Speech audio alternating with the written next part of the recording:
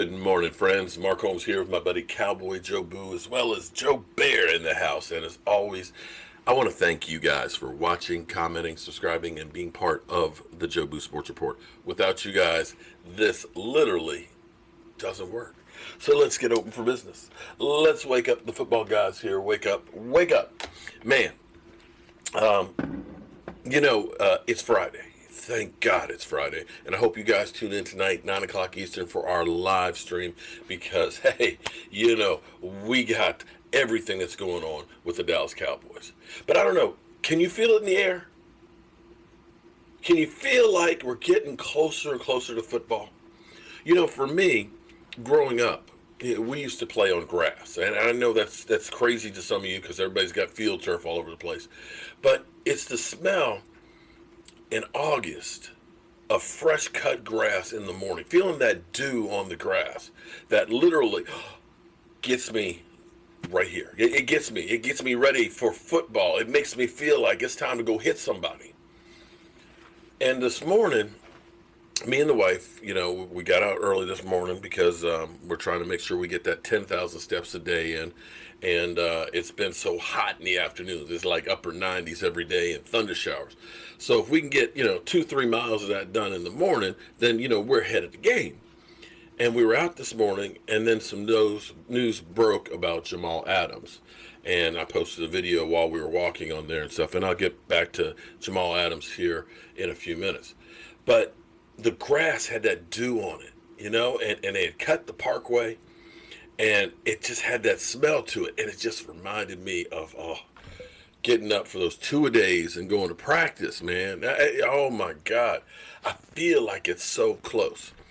And today and tomorrow, Dak Prescott will be, and as well as the veterans, will be taking their coronavirus tests. And hopefully, nobody has coronavirus. And starting tomorrow, rookies will be able to start actually going to the Star and working out. So this is it, guys. If we're going to have a season, it starts right now. Now, the NFL, the NFLPA are still working out the economics of this thing, and training camp will be delayed if they do not come up with an agreement. So they're hammering that out, but I expect them to get this thing going because they both realize we need each other. So there's been a lack, of course, of news to talk about and things. Mostly football is really speculation and opinions. And so yesterday, Brian Brodus, my man Brian Brodus, was talking on G-Bag Nation about Dak Prescott actually not wanting to be here. Let's listen to that conversation right now. What about Dak? Do you think he wants to be here? And he said at this point, no, I don't think so. However, he will not say it or show it. The kid is a stud and is mentally strong. So the attitude is that, maybe this is a situation that, with Dak, he's to the point where I don't think that Dak is upset with the coaches. I think in talking to, I think that that Dak was disappointed that Garrett got relieved of his job is how I'm reading some of this stuff. But you're lowballing me. You fired my coach. You always had my back. Right. And, maybe I'm starting to lose a little bit of faith that you guys are winners. Yeah. Do I have all that right? I'm losing faith, kind of like how Aikman has lost faith in the competency of the front office. Right. See, that's where I think that, to me, Dak, the coaches were talking about, hey, Dak got affected when Garrett was up there after the Redskin game and giving that tearful, these are my guys, they worked hard. He was affected by that. But, and maybe this is, like I said, I think that the more about the front office, I think Dak is more hurt with the front office than he was by, and, we've all kind of talked about, we want to see Mike McCarthy coach and work with Dak Prescott. We want to see him grow. We want to see him get better. Yeah. And maybe he can. Well, okay, so that's what we got there from Brian Brodus. Who knows where the contract went wrong with Dak Prescott, if it's the organization. And I will say that the organization, you got to look at as good as the Dallas Cowboys stadium is and how much money they make, you look at some of the things that, and you say, it's almost amateur hour. Think about Jason Garrett, who was told, if you don't make a deep run in the playoffs, we'll make changes. Well, we didn't make the playoffs. And here it is, after the season, we still had Jason Garrett coming to work. And he was literally like the Green Mile. We got a dead man walking, dead man walking, dead man walking. People were literally camped out watching Jason Garrett go to work every single day. Like it's regular business. Even while they had Mike McCarthy in for interviews. I mean, that's literally like you're married and you're bringing in your new girlfriend over for dinner. Hey, honey, how you doing? Oh, yeah, what's up? That's literally the kind of stuff that the Cowboys did. The Cowboys underestimated Zeke Elliott's resolve. And even after he went to Cabo, decided, nah, he's going to come in, he's going to come in, he's going to come in. And at the last minute, damn, he ain't going to come in. You're talking about the same Dallas Cowboys organization that screwed the pooch with D-Laws. Things that hurt the organization during the season. So why do we expect that the Cowboys would get Dak Prescott's situation taken care of right away? Now, as far as the response to this, Tad Prescott, Dak's brother, he basically put this emoji up here. Okay, literally laughing with tears in the eye and saying fake news. I can't see Dak Prescott not wanting to be here with the Cowboys. When you think about guys like Amari Cooper, who could have had more money going to the Washington football team, the no names, he chose to be there in Dallas. You think about the relationship of Dak and Zeke. They want to be there together. So I'm going to put this as part of the bullshit meter. This is a BS story here.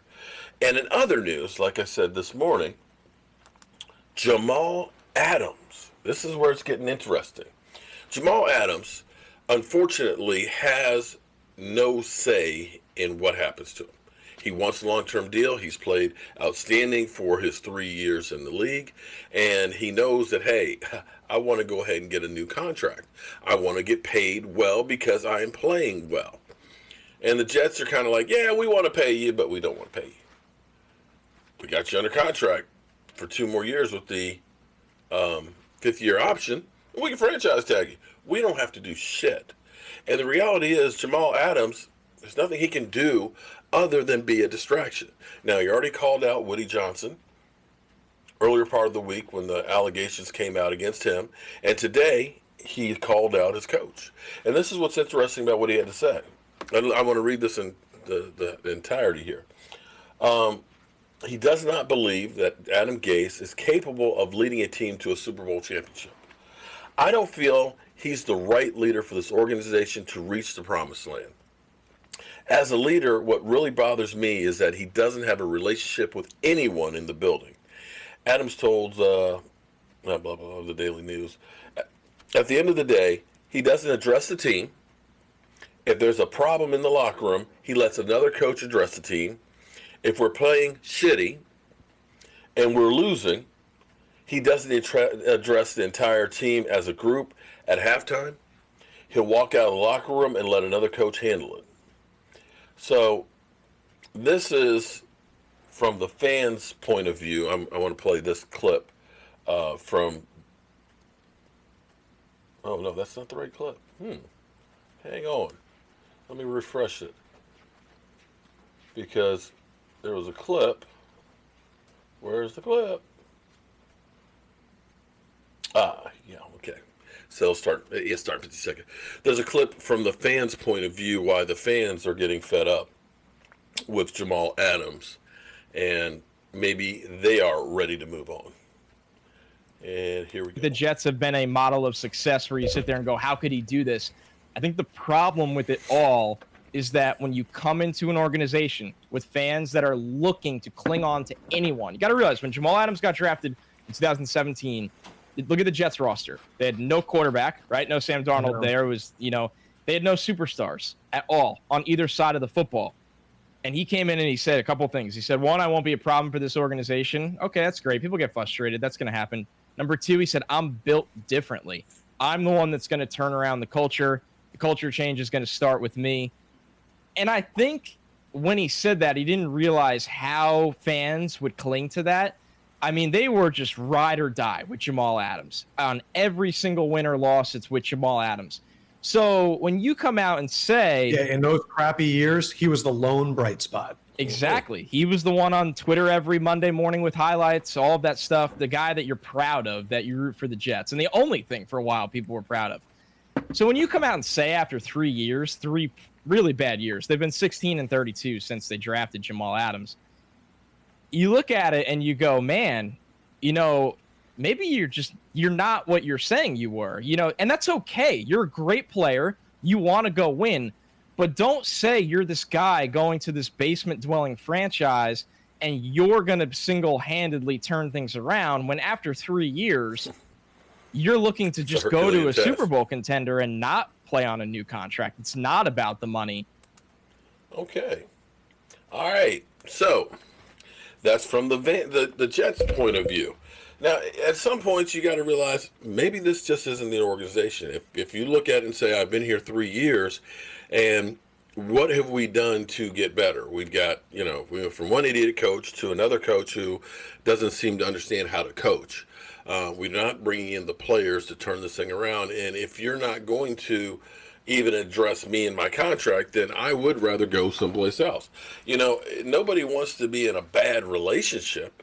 And he's looking at this and saying, this just isn't the place for me. And I only have X number of years. So I can understand that point of view. And this is where the collective bargaining agreement, the team holds all the cards. The team literally does not have to do anything if they don't want to for 5 years. They can make it miserable for him, although it looks like he's making it miserable for the Jets. And here's where the Jets GM, Joe Douglas, told Jamal Adams he's willing to trade him after request if they can get an offer that qualifies. If they can get a good enough offer, we'll let you the hell out of here. So the question is, has that price tag, is it still a first and a third or a first and a starter, or how much is it to get him out of there? Because it's not going to be pretty. I don't know that this will go, to the point where he doesn't speak to anybody for the season. But it's definitely getting ugly. And this might not be a bad time for the Dallas Cowboys, or maybe just wait a few more days to just kind of probe them a little bit and see what they're willing to trade for Jamal Adams. All right, guys, I got some work to do. Got work in the workshop today and things. And please make sure you tune in tonight, 9 o'clock Eastern, for our live stream. So that way we can talk about all of this. We got Jamal Adams. We got this Dak Prescott not happy. We got possibly the players being in training camp starting tomorrow. So we got a lot of things, a lot of moving parts that are going on, and we're definitely going to keep you up to date. I'm Mark Holmes, my buddy Cowboy Joe Boo, and I'll see you soon.